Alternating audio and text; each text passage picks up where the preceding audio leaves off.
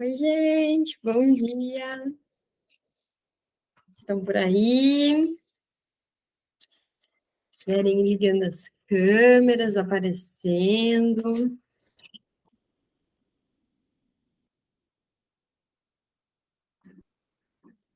Quanto tempo, eu estava com saudade. Saudade das nossas leituras, dos encontros. Não sei se vocês lembram aí de onde a gente parou, mas no livro físico a gente está na página 169. Veja se vocês se acham aí.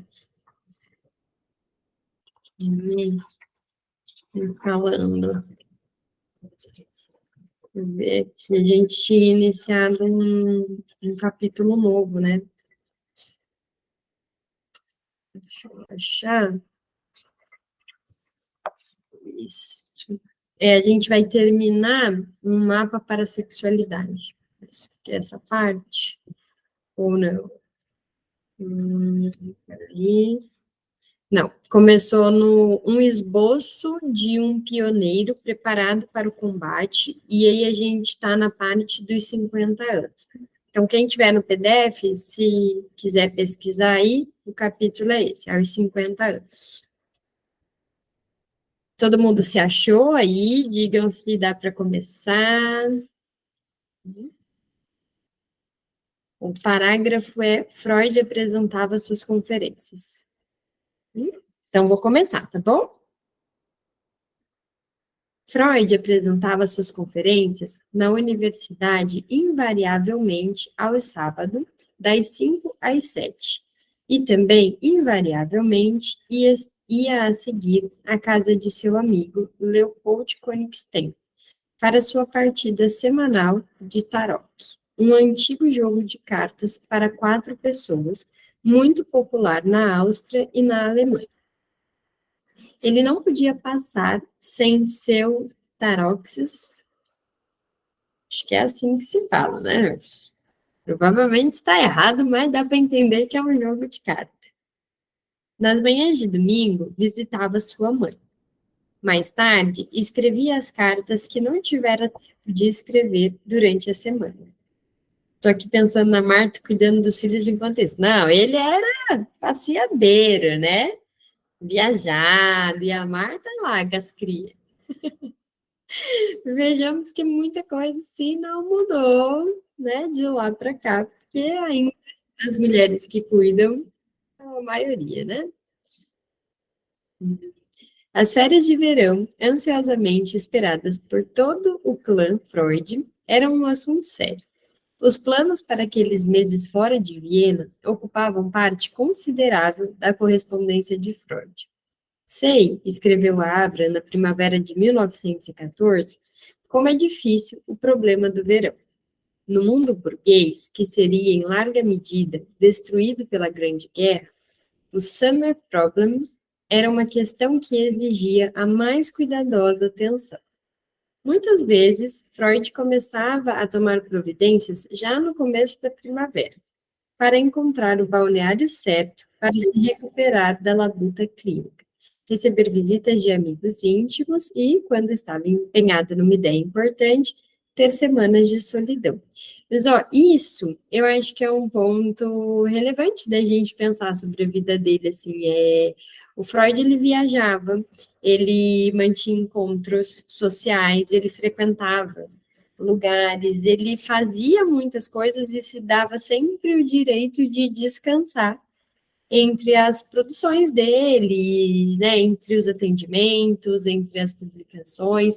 Isso é uma coisa que a gente vê que hoje em dia dizem que tem que ser diferente, né? Produzir, produzir, produzir, produzir, enlouquecidamente produzir, como se não pudesse ter férias. E parece que ele está sempre mostrando para a gente, né, através aqui dessa biografia, o quanto é necessário tirar de tempos em tempos um período para descansar, para se desligar. Esses dias eu estava pensando que é curioso, não sei se vocês sentem isso, mas é curioso porque a gente vê psicanálise em tudo, e isso é bom no sentido de que a gente tem que beber de outras fontes, e eu amo beber de outras fontes e ainda assim ligar a psicanálise. Então, ler literatura ler poesia e ver psicanálise ali.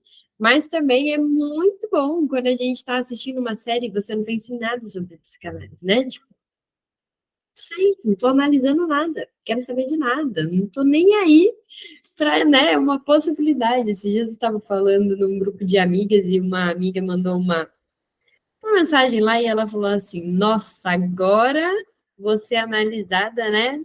Até por ter falado isso e tal. A Bruna tá no grupo. Eu falei: Nossa, pode ficar tranquila, que eu só analiso quem me paga mesmo. E, tipo, respondendo, né? É numa brincadeira, mas é sério. A gente não quer ficar analisando amigo, né? Ou alguém aqui quer. Não, né? E mesmo que quisesse, não era possível. E num grupo do WhatsApp, a partir de uma informação, né? A partir de uma conversa. É bom que a gente saiba que, exatamente, acaba a amizade, né? Não vai rolar.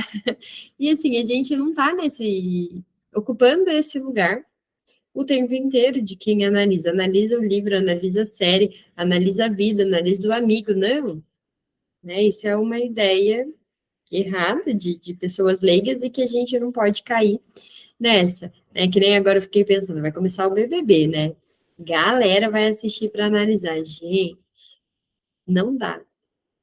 Não Eu existe gosto, análise. você falou isso do BBB, eu tô aqui pensando sobre isso, sobre essas análises do BBB. Aí eu tô aqui pensando, nossa, eu adoro os memes do BBB. Já tá cheinho. Eu não assisto BBB, mas confesso que alguns recortes, alguns vídeos assim, acabam aparecendo no Instagram, não tem como, e algumas coisas eu acho engraçado.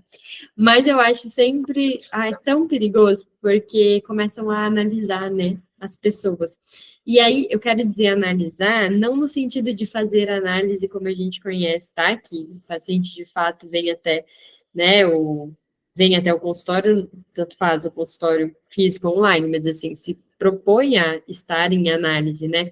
Essa análise aí que fazem como é que Freud chamava, gente? Que tem até um texto, selvagem. A coisa selvagem não é possível e também não é necessário. E é importante que a gente tenha esse cuidado de tem coisas que, sei lá, você gosta de assistir Big Brother, é só para você rir, passar raiva mesmo, né? Se alienar um pouco da vida e se distrair, tá tudo bem. Não precisa estar o tempo inteiro nesse lugar de preciso enxergar a psicanálise aqui. Bom que a gente tenha outras fontes, mas bom que a gente saiba os limites. Fica meio confuso, porque parece assim, ler literatura pensando em psicanálise, mas assiste série sem pensar em psicanálise, mas eu acho que vocês entenderam o que eu quero dizer, né? Que nem sempre, não o tempo inteiro. E ele traz muito isso.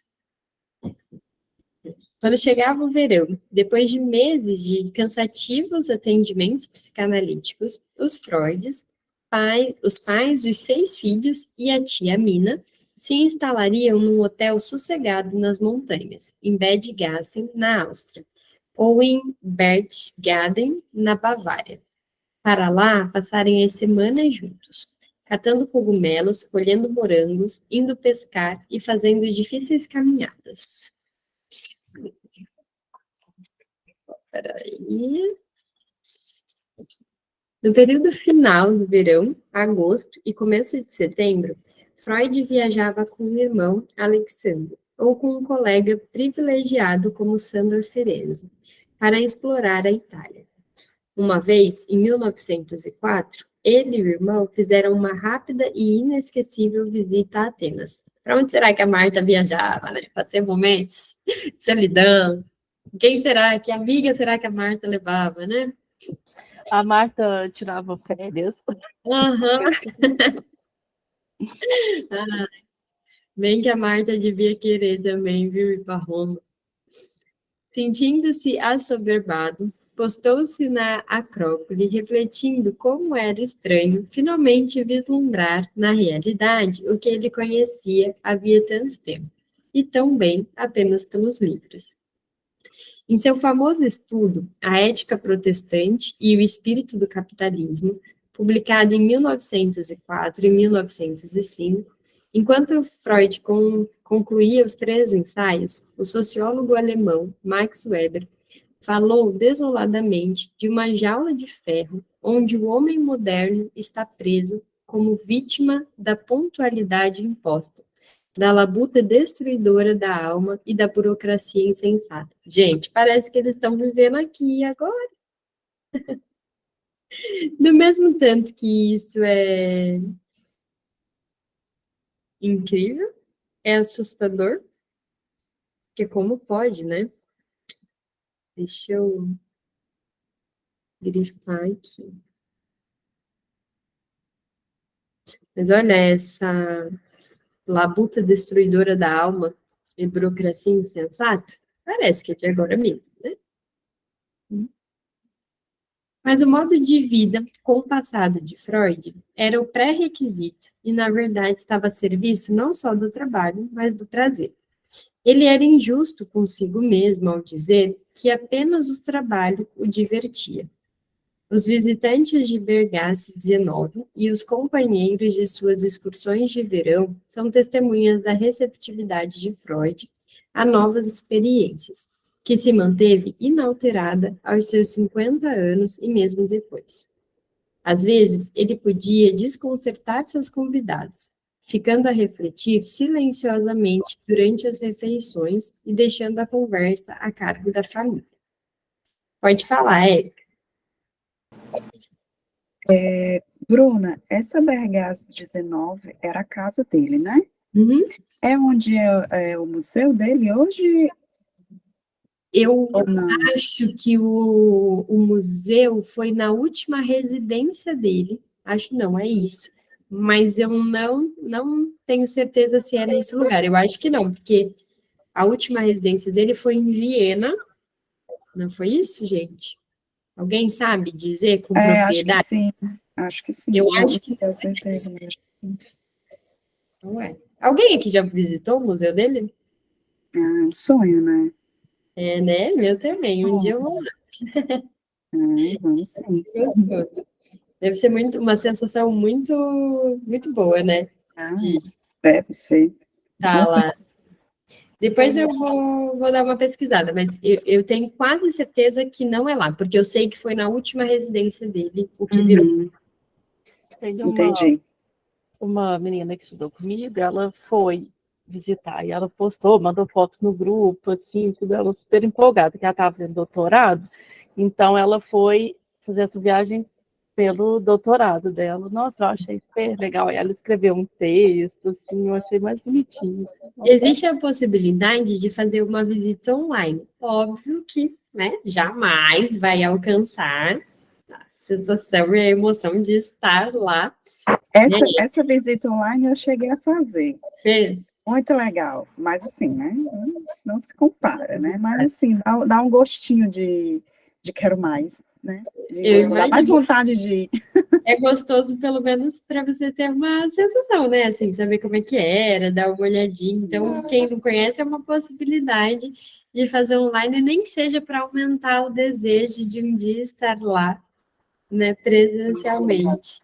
Eu já acho super.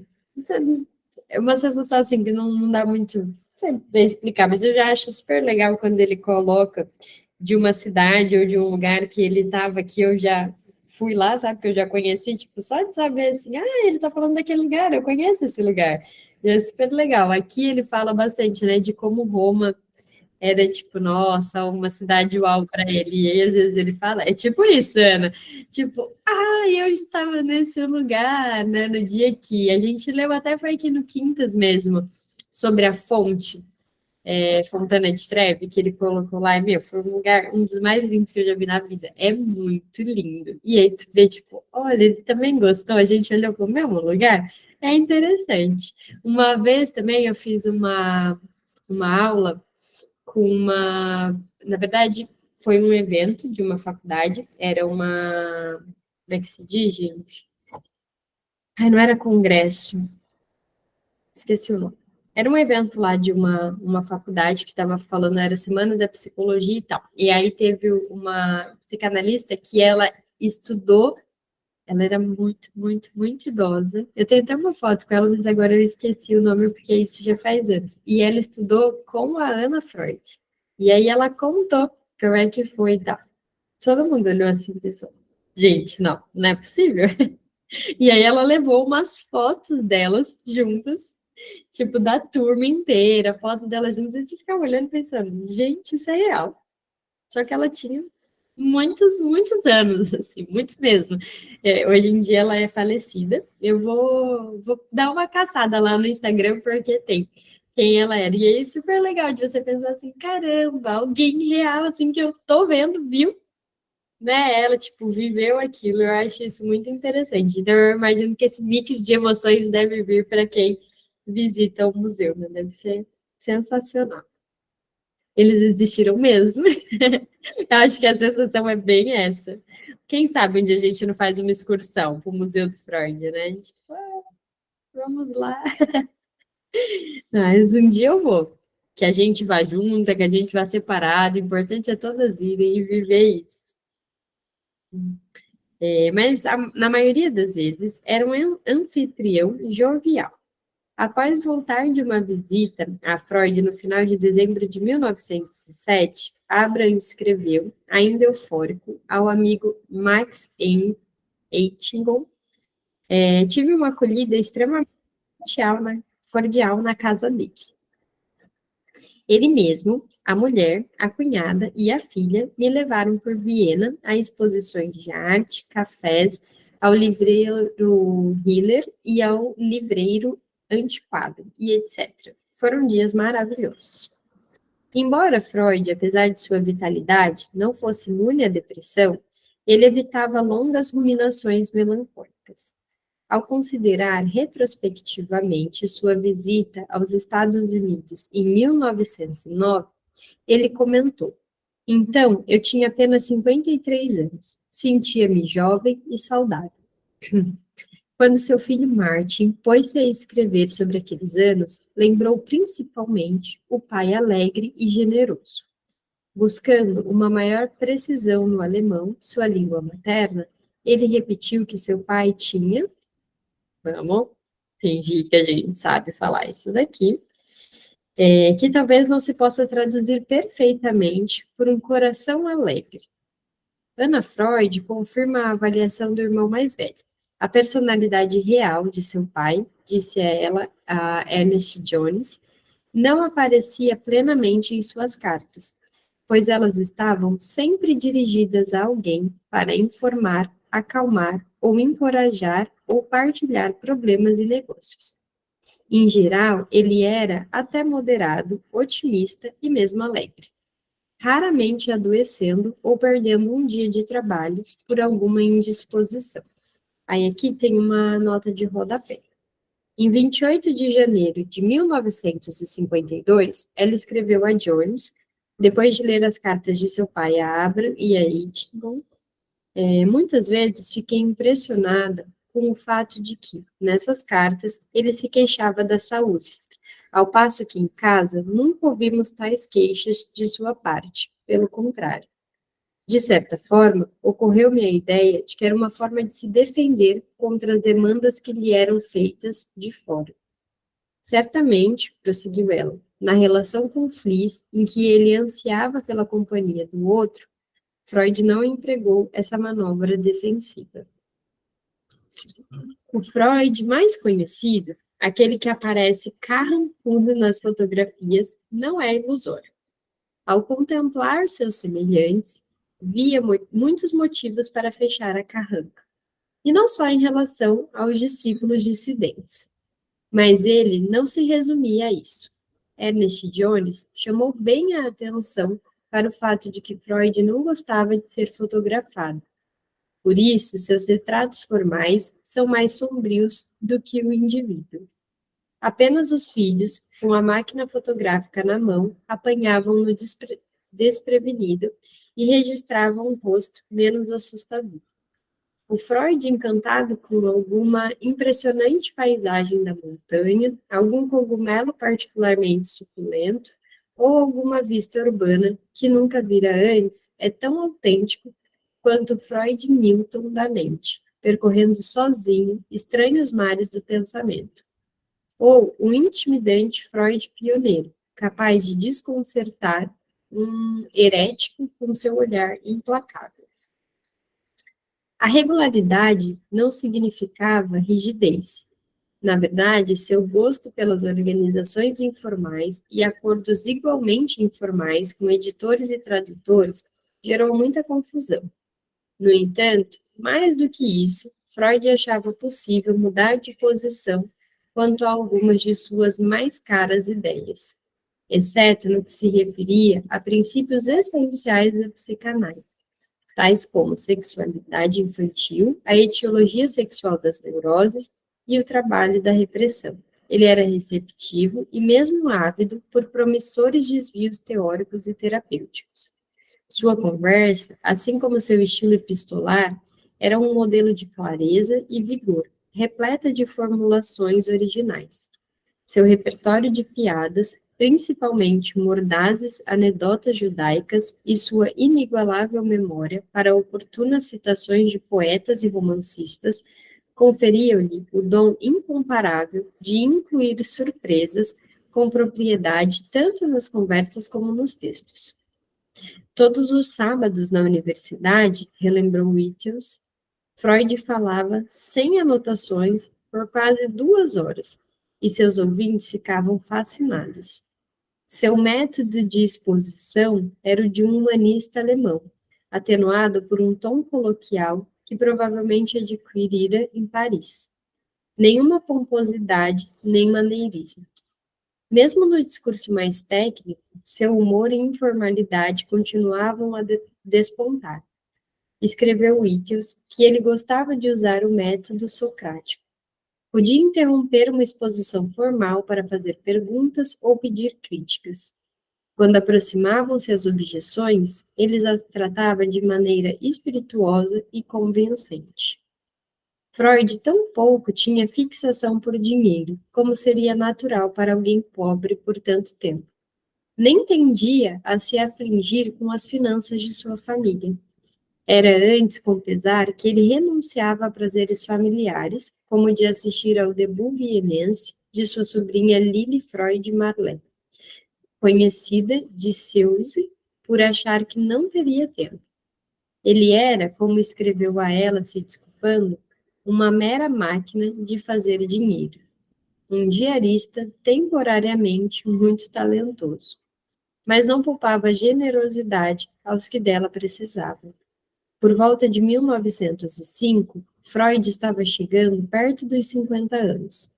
O jovem poeta suíço Bruno Goetz, que então estudava em Viena, veio consultá-lo devido a dores de cabeça que nenhum remédio conseguia aliviar. Um dos professores de Goetz havia recomendado Freud como médico capaz de ajudá-lo. E para facilitar o acesso, enviar a ele alguns poemas de Goetz. Deixando o visitante à vontade, Freud fez com que ele contasse a história de sua vida, com detalhes sexuais íntimos, como algumas ocasionais paixões da juventude por marinheiros, e concluiu que não era o caso de recorrer à psicanálise. Escreveu uma receita e, aparentemente fora do assunto, fez com que Goetz falasse sobre sua pobreza. Sim, disse Freud, o rigor consigo mesmo tem algo de bom, mas não se deve ceder. Quando você comeu o seu último bife? Goetz admitiu que devia ter sido cerca de 4 semanas antes. Bem que pensei, respondeu Freud. E então, ficando quase embaraçado, lembrou Goetz, sei lá como é que fala, gente, o nome desse homem, ofereceu-lhe alguns conselhos dietéticos e um envelope. Você não deve se ofender comigo, mas sou um doutor maduro e você ainda é um jovem estudante. Aceite este envelope da minha parte e permita-me desempenhar o papel de pai apenas por esta vez. É um pequeno honorário pelo prazer que você me proporcionou com seus versos e a história de sua juventude. Adieu, e algum dia volte a me procurar. É verdade que meu tempo é muito ocupado, mas meia ou 1 hora sempre aparece. Quando Goetz chegou a seu quarto e abriu o envelope, encontrou 200 coroas.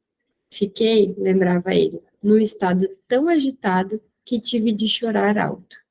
Não foi a única vez que Freud haveria de ajudar a colegas mais jovens e mesmo pacientes, com um presente oportuno, oferecido com tato e aceito com gratidão. Tem que tomar cuidado com isso daqui, né? Mas, quando as pessoas falam, é meio polêmico, mas tipo, na psicanálise pode dar lembrancinha, não pode dar lembrancinha, né? Devo ou não devo? Posso ou não posso? Imagina naquela época que ele dava dinheiro, né? Vocês dão lembrancinha de final de ano ou não dão? Não. Eu também não dou. Já dei em alguma ocasião, acho que foi quando eu foi na licença maternidade, que meus filhos nasceram dia 3 de janeiro, né? E eu parei dia 28 de dezembro.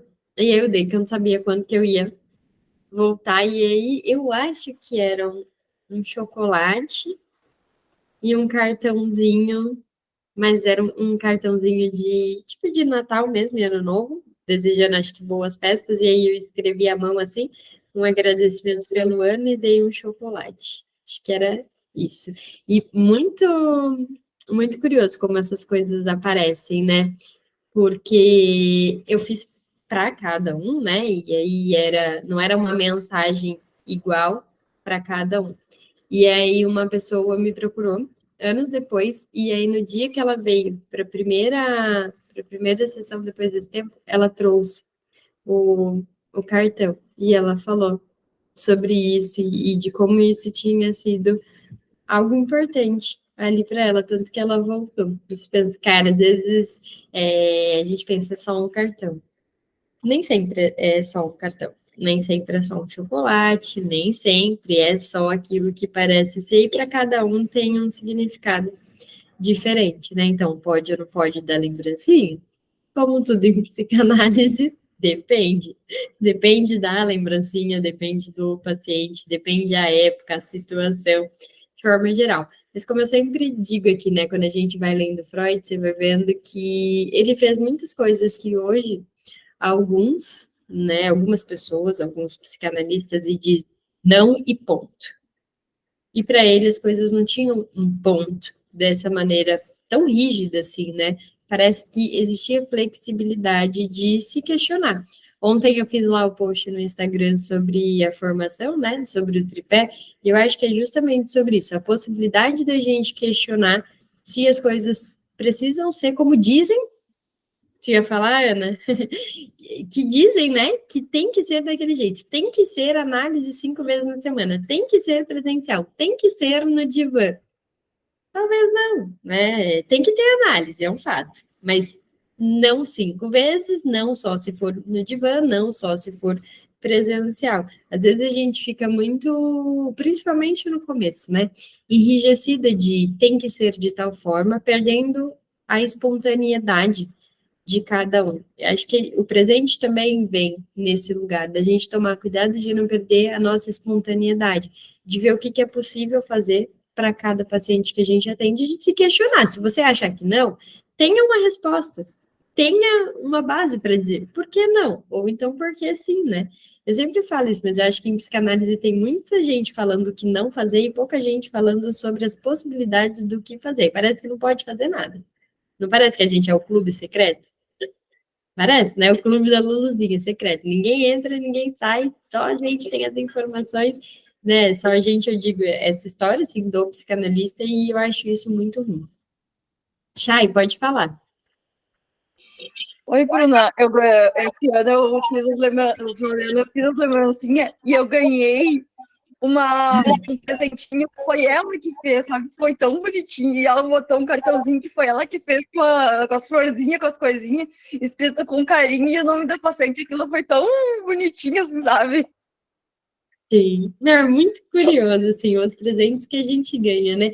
Tem algumas coisas que eu já ganhei que eu nunca vou esquecer. A gente estava grávida e eu ganhava tipo, um monte de coisa grávida, né? Mas teve uma coisa assim que, meu, ganhei um pudim. Um dia eu estava na recepção e aí um consultório que eu tive, ele era com outras pessoas. né, tinha médico, nutricionista, e aí eu não sei, eu não lembro exatamente o que foi, mas eu falei, meu Deus, que vontade de comer um pudim, tipo, falando, alguém tinha comentado e tal, semana seguinte veio minha paciente com pudim que ela mesma fez e falou, ai, grávida não pode passar vontade, né, então eu fiz um pudim para você, muito gostoso, tipo, foi bem algo assim de, olha, eu fiz isso para você. Quem já foi analista grávida sabe o quanto que tem algum impacto, assim, para alguns pacientes a gente está grávida. E tinha muito para ela de poder me cuidar naquele momento. Foi bem um ato, assim, trabalhado, inclusive, mas foi algo, assim, de, nossa, tipo, eu já ganhei algumas coisas, várias coisas, acho, ao longo desses anos. E final de ano é sempre um período que eu ganho bastante panetone, chocolate. Gente, uma tristeza a quantidade de chocolate que eu ganho e tenho que comer tudo. Fazer o quê, né? Bastante, assim. E alguns, você vê que, cara, só mesmo porque a pessoa quis agradecer, assim, sabe? Não tem nada demais. Para outros já tem um significado mais importante. Eu acho que é sempre relevante pensar quando o paciente te dá um presente, qual é o presente, por que que tá dando. Eu já tive também paciente que deu presentes que eu tive que cortar, porque não era algo nesse sentido de uma lembrancinha de final de ano, uma lembrancinha de Páscoa, não, era ia por um outro caminho, por uma outra via que eu tive que dizer, né, era uma tentativa mesmo de sedução, e aí eu tive que não aceitar, né, e recusar. E mesmo com a recusa vinham novos presentes e recusas, e trabalhar sobre isso, mas demorou um tempo até que eles cessassem. Então, é aquilo, cada caso é um caso, né. Bom, deixa eu ver aqui, vamos continuar, que acho que dá tempo de ler tem mais uma página e meia, e aí a gente para antes de começar o próximo tópico, beleza? Então, vamos lá. O jeito de Freud, como pai, condizia com seu jeito como orador, escritor e pequeno filantropo. Embora tenha mantido, durante toda a vida, grande parte do estilo doméstico do século XIX, ele era um paterfamilias burguês com uma diferença. Martha Freud, como todos sabiam, empenhava-se inteiramente em fazer com que o tempo e as energias de seu marido ficassem livres para a pesquisa e a redação. Temos que ser grata a Martha, né? Possibilitou que ele fosse quem ele é. A organização doméstica prática ficava em suas mãos dispostas e competentes. Aqui tem uma nota. Para uma exceção importante, depois da Primeira Guerra Mundial, é a página 389 e 90. Vamos deixar. Depois a Martinha fez muita coisa assim. Mas, como algo típico de sua família, os filhos de Freud eram bem comportados, não intimidados. A mãe, conforme lembrava o primogênito, era ao mesmo tempo firme e bondosa. Não havia falta de disciplina. Os Freud valorizavam o desempenho escolar sem superestimá-lo. Na verdade, o código vigente do bom comportamento não inibia rodadas de brincadeiras e bom humor. Sei, rememorava Martin Freud, que nós, as crianças Freud, fazíamos e dizíamos coisas que os outros achavam estranhas. Imagina, parece os nossos filhos aqui, né? Psicanalistas, tipo, os filhos fazem isso, falam isso. A seu ver, eles tiveram uma educação liberal. Nunca recebíamos ordens de fazer isto ou não fazer aquilo. Nunca nos diziam que não fizéssemos perguntas. Nossos pais sempre davam respostas e explicações a todas as questões sensatas e nos tratavam como indivíduos, pessoas por si mesmas. Ai, gente, isso daqui é muito valoroso, muito. Já fazia educação positiva lá, já.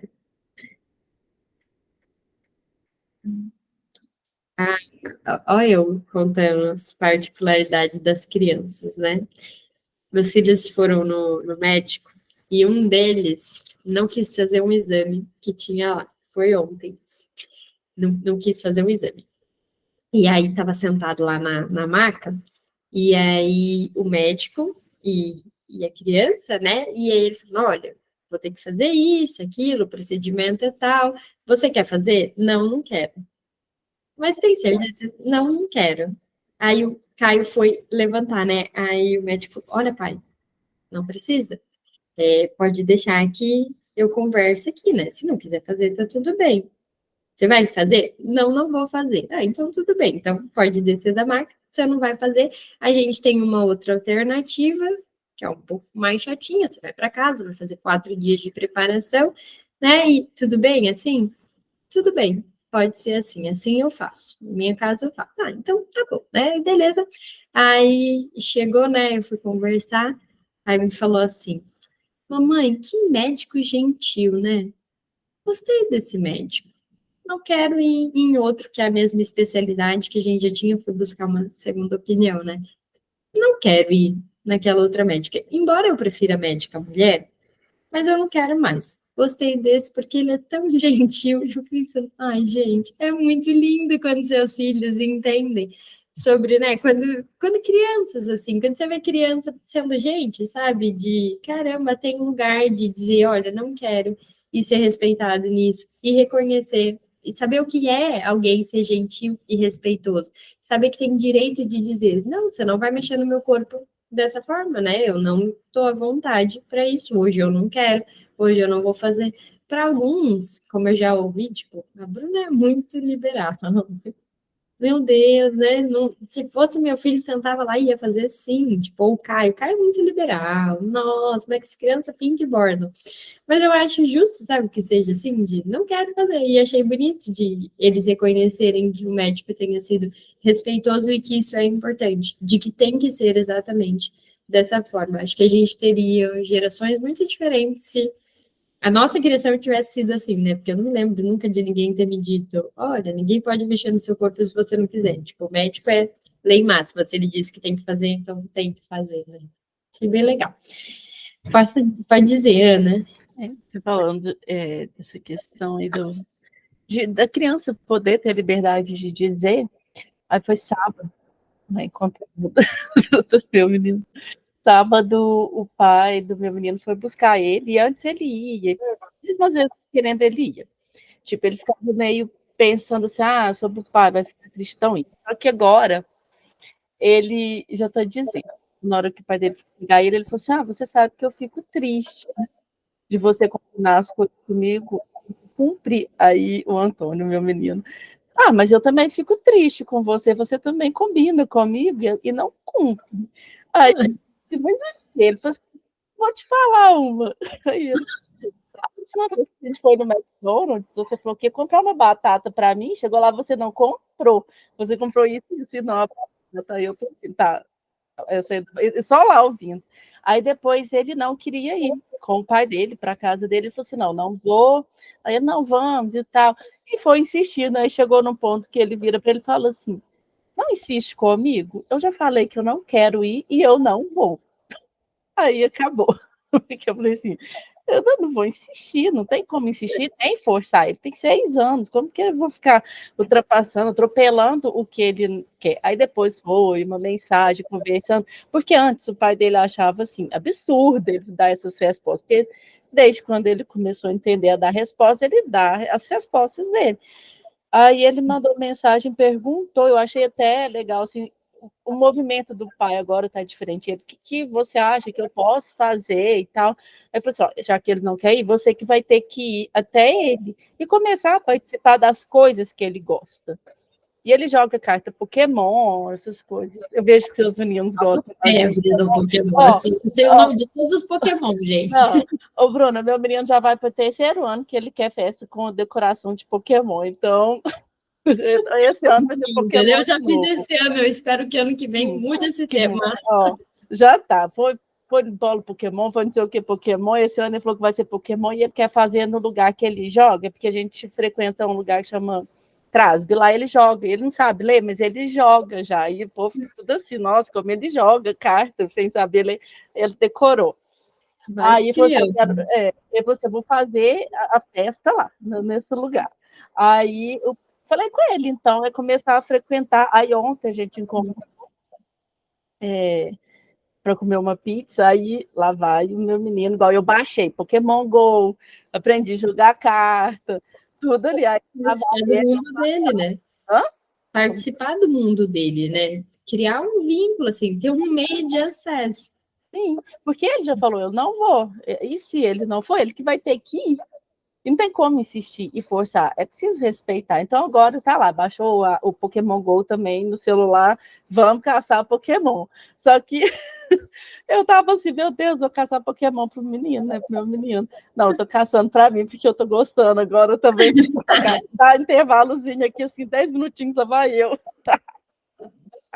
Eu não caí nessa, não. Ai, é bom.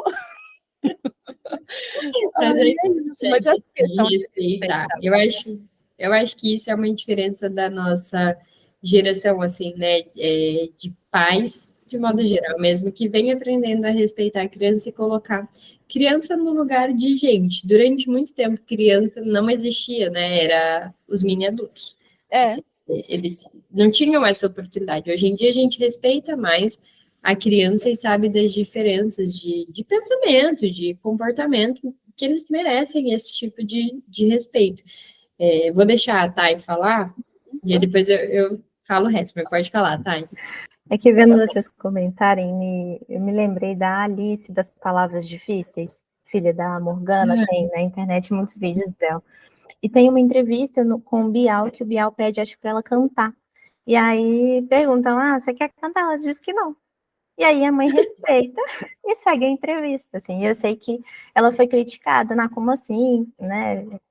E ela coloca a importância de escutar a Alice. Ela não estava à vontade, estava na entrevista, não estava à vontade, não ia forçar. E o quanto isso ainda choca muitos adultos, né, nessa pressão de que tem que fazer, né, tem que abraçar, tem que cumprimentar, tem que ir lá dar um abraço. Eu vejo que tem também muitas discussões nesse sentido, assim, da importância de respeitar mesmo o espaço da criança, que é uma pessoa, né? Você não sai sendo obrigado a abraçar ninguém adulto, porque quando criança tem que ser desse jeito, tem que ceder ao que o adulto quer.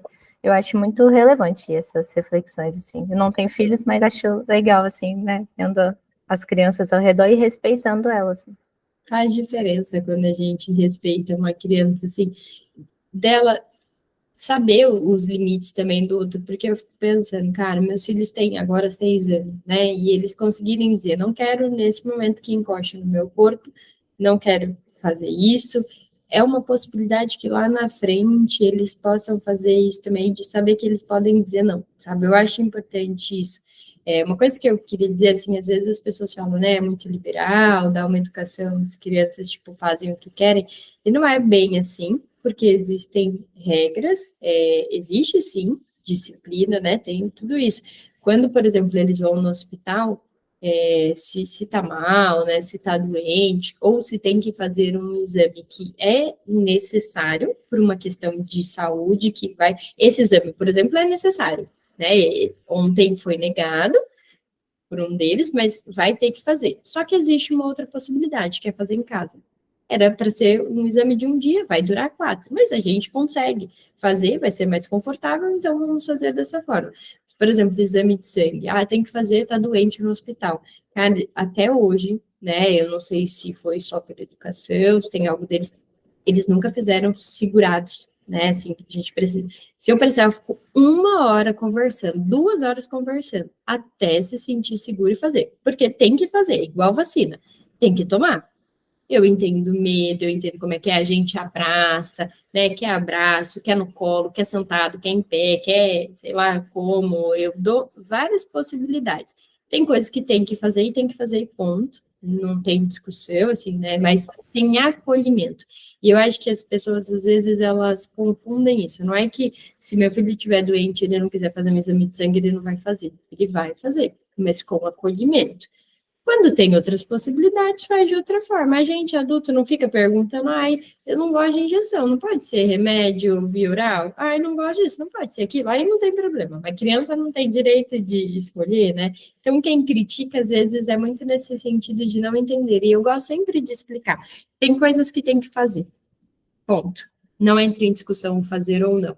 mas a forma como você conduz a situação pode sempre ser respeitosa. Não precisa segurar uma criança. Às vezes, você vê 2, 3 enfermeiras, o pai segurando uma criança, né, para que faça... não é um julgamento raso, assim, mas será que não poderia ser de uma outra forma? Para ser mais fácil para todo mundo. Às vezes, essa criança foi uma que escutou assim, se você fizer malcriação, eu vou te levar para tomar uma injeção. Às vezes né? E aí tem um medo daquilo, sendo que pode ser uma coisa para o bem dela. Então, ameaças, essas construções, não tem necessidade. Às vezes a criança faz um escândalo porque ela foi conduzida a ter esse medo. Pode falar, né? Eu estou lembrando aqui, você falou do exame de sangue, algo que aconteceu no dia que eu fui levar o meu menino para fazer exame de sangue. Aí ele não queria, chorou, e eu fiquei lá, séculos. E as moças que trabalham lá também, tentando convencer e tal. Ela, segura, você não vou segurar, não vou, e ainda posso machucar, pode quebrar o bracinho dele, tá? Vamos esperar. Aí a gente ficou horas, uma hora e nada, e ele chorando, eu vamos, tem que fazer, porque a gente não vai sair daqui, isso é um exame, ele com fome, você tá com fome. Aí o que elas fizeram? Aí depois, assim, elas chamaram uma das donas lá, que é ela, que geralmente eles chamam para situações assim, ela não estava, acho que ela estava de férias. Aí ligaram para ela, falaram assim, olha, a gente não vai conseguir, vai ter que ser você. Nossa, na hora que ela chegou, foi assim, ó, questão de 10 minutos. O jeito dela. Ela passou uma confiança, tanto para mim quanto para ele, que aí ele, não, então tá, então vamos fazer. E fez, e não foi preciso ficar segurando, segurou assim para ficar mais quietinho, mas não a força. Sim. E o jeito, eu vi assim, o jeito dela ali, assim, ela assim... É difícil, às vezes, de outras pessoas, assim, terem certo jeito. Mas o dela eu achei maravilhoso, porque foi, assim, questão de pouco tempo, não foi convencendo ali, forçando, foi uma conversa, pronto, passou ali uma confiança para ele, e foi. É a condução, né? A diferença não é assim, vai fazer ou não vai fazer, ser liberal ou não ser liberal. É a forma de conduzir uma criança a fazer, às vezes, o que tem que ser feito. Mas é que tem adulto que quer se impor, muitas vezes, por conta da educação que a gente tinha antes, né? Então, assim, nessa de eu vou impor, tem que ser feito, porque eu quero que seja feito, você cria uma resistência na criança, às vezes, que se você tivesse tratado de uma outra maneira, as coisas tinham acontecido e ponto, né? O Freud, ele fala sobre isso, principalmente na questão da sexualidade infantil, mas que vale para todos os campos da vida, assim, de uma criança, que faz muita diferença na criação e em como aquela criança se constitui enquanto indivíduo, que é a informação, não negar informações para uma criança sobre nada. Não é pegar uma criança desprevenida ou mentir para uma criança sobre algo, né? Isso vai doer? Não, quando vai doer. Né? Isso vai ser difícil? Não, isso é super fácil. Aí a criança vai fazer e é difícil. Então, assim, isso, e a gente está falando aqui da criança, mas eu gosto sempre de trazer que a gente é uma continuação. A gente, né, nasce, vai crescendo tudo, então você criança faz parte também de você adulto e vice-versa. E assim, a forma como isso foi conduzido tem diferença em como a gente vai ser enquanto adulto. Se você é respeitado desde a sua infância, você não vai deixar, muito possivelmente, assim, que, né, na vida adulta, você vivencie situações em que te desrespeitem. Claro que eu falo isso sempre entendendo que vocês sabem das variações possíveis, né, daqui não é isso e aquilo, mas existe uma chance muito maior de uma criança exigir respeito na fase adulta se ela foi respeitada, né? Tudo isso contribui para quem a gente é. Isso é fundamental. E de você trazer informações verdadeiras sobre tudo e qualquer coisa que ela perguntar. Sempre tentando trazer a partir daquilo que ela pode entender naquela idade, né? Numa linguagem que seja acessível, mas sem mentira. A gente vem de uma cultura onde se mente para as crianças o tempo inteiro e se nega informações. E aí ela fica aqui, né? Tipo, como? Não sabe muito bem. Isso é bastante ruim, né? Para não dizer, às vezes, adoecedor. Mas, enfim, que bom que está mudando. Vamos tentar dar uma lida aqui nesse para a gente terminar essa parte. Aí estava a teoria educacional psicanalítica visível na prática. A liberdade moderna contida pela decência burguesa.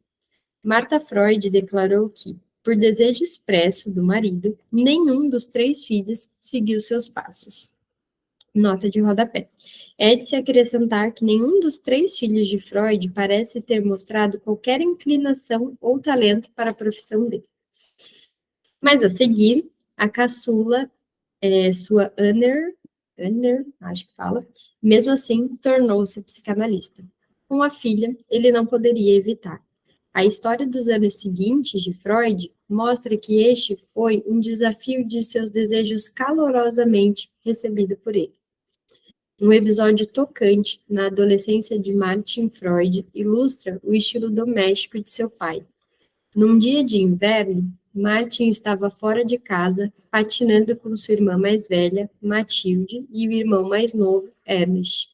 E os 2 meninos, deslizando juntos, colidiram com um cavalheiro idoso de barba, que oscilou comicamente para recuperar o equilíbrio. Ernest fez algumas observações grosseiras, absolutamente inoportunas, sobre essas manobras desastradas, e um exímio patinador que havia observado o incidente, julgando equivocadamente que o culpado era Martin, patinou até ele e deu-lhe uma bufetada. Imagina se ele não merecia uma de volta, embora seja totalmente contra a violência. Martin Freud, imbuído de noções pueris de honra e cavalheirismo, recebeu o fato como uma profunda humilhação. Para piorar as coisas, o funcionário confiscou seu bilhete da temporada, e um patinador gordo e desajeitado interveio por ele, apresentando-se como advogado e oferecendo-se para representá-lo no tribunal. Isso, lembrou Martin Freud, apenas aumentou minha sensação de desespero. O recurso a uma ação jurídica violaria o código medieval que então adotava. Recusou indignado. Matilde conseguiu recuperar o bilhete da temporada de seu irmão e os garotos Freud, comichando com as novidades, voltaram correndo para casa para contá-las. Apenas Martin ficou deprimido com o curso dos acontecimentos. Parecia-me que todo o meu futuro tinha sido destruído por essa desgraça. Tinha certeza de que, quando chegasse a época de seu serviço militar, eu nunca poderia ser um oficial, e acabaria, talvez, como descascador de batatas. Ou talvez como servil soldado raso que esvazia baldes de lixo e limpa as latrinas. Sentiu-se totalmente desonrado. Freud ouviu atentamente essa animada narrativa, e depois que as crianças se acalmaram, chamou Martin ao seu gabinete. Então, pediu ao filho que lhe contasse toda a história de novo, do começo ao fim. Martin Freud, embora depois lembrasse detalhadamente o resto do incidente, não conseguia recordar o que seu pai havia lhe dito. O que realmente recordava era que a tragédia de dilacerar a alma se reduzira a uma ninharia desagradável e insignificante.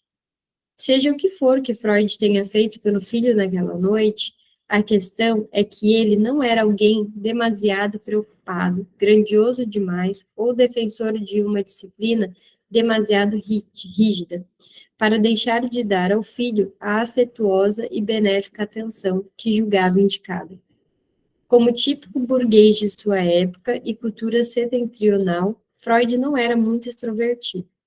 Como recordou seu sobrinho Harry, ele estava sempre em termos muito amigáveis com seus filhos, mas não expansivos. Pelo contrário, ele era sempre um pouco formal e reservado. Na verdade, raramente ocorria que ele beijasse algum deles. Quase posso dizer que realmente nunca acontecia.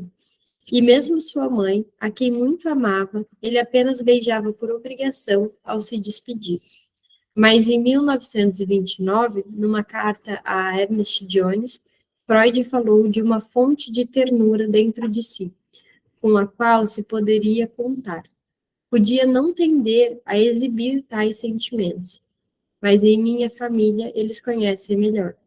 É provável que desse de bom grado às meninas o que negava aos meninos. Numa de suas visitas, Jones viu uma das filhas de Freud, então em uma escolar crescida, aninhada em seu colo. Os sinais de afeto de Freud, as indicações sutis que sua atitude transmitia aos filhos, bastavam para criar um ambiente emocional de calor e grande confiança. Os avós, escreveu a Jung em 1910, raramente são ríspidos, e talvez eu não o tenha sido sequer como pai. Seus filhos confirmavam alegremente essa sua avaliação. Fim por hoje. Vou anotar aqui, a gente para na página 174, e aí a gente volta no Prazeres dos Sentidos. Beleza? Até quinta que vem. Fiquem bem, obrigada pela companhia. Até a próxima.